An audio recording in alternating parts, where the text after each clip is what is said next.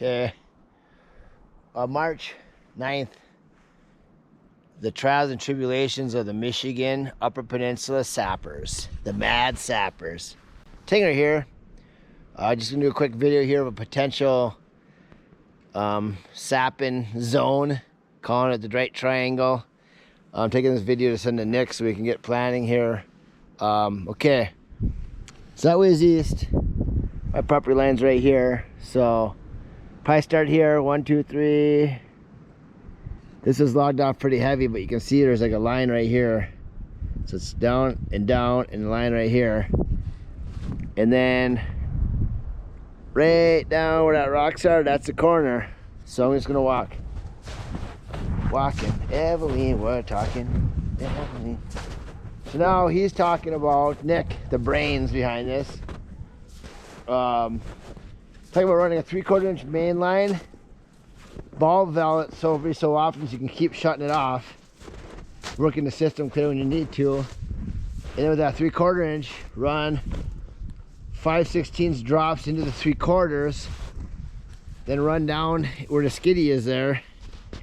If you can see it, we'll run down into the corner. We'll run a big tote with vacuum pump off of the vacuum pump there into the tote. So this whole section, this triangle, I don't know if you can make it out, but you can see kind of like, you see pines over there. That goes on an angle that way, goes here, right triangles that way. And in the early days of Sweetie syrup, we had been tapping these big mamas here, these pasture trees. Big success, like we were blowing bags on them. Probably because we weren't checking them soon enough, but yeah, weren't good. It's sun's at the west now. It's afternoon, late afternoon, so it actually gets a lot of sunlight. What we would do in preparation for this is go through with the Milwaukee chainsaw. We don't use it, we use the top hand of Milwaukee's, and cut down every single tree in there about wrist size. Every tree, all the bigger ones. If it's a maple and it's a piece of pulp maple, 4 inch or so, save that. Everything else is on the ground, and then once those are all down, just let them lay there.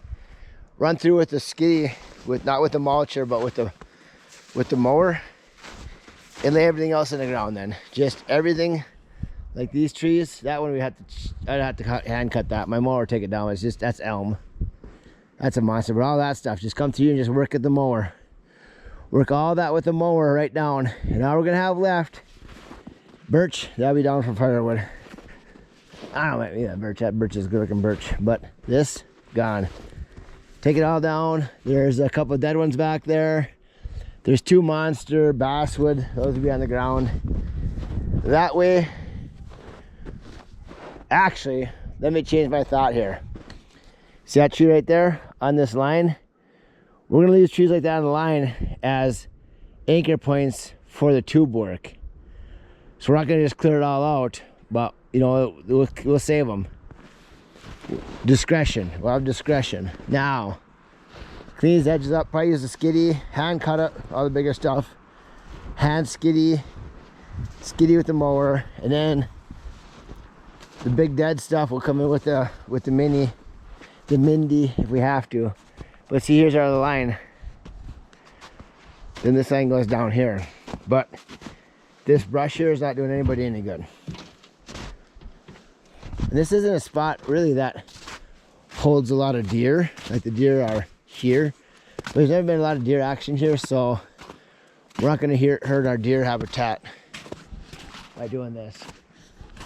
That pine tree, that can come out of there. That pine tree, that can come out of there.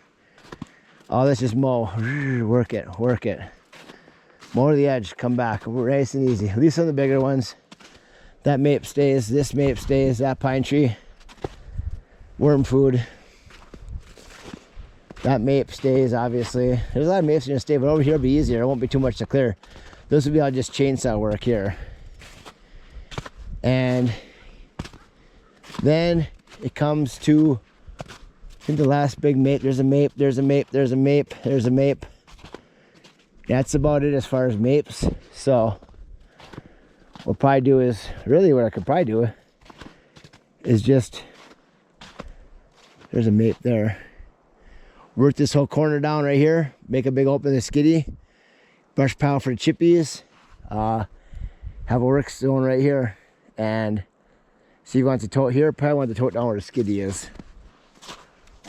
That's be nice. It's gonna be, we figure rough counted 50 to 60 trees. So double up half of them, 25, 50, 75 to 100 totes. Say 75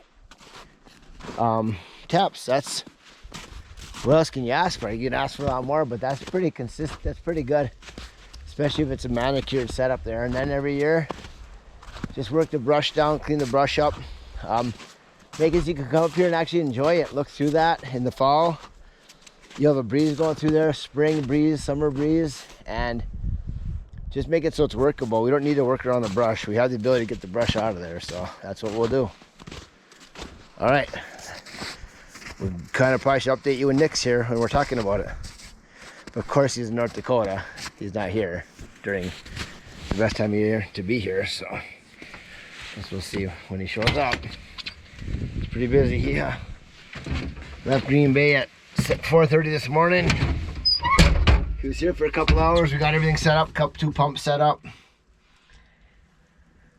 And then he's heading to North Dakota and we're gonna go collect some bags.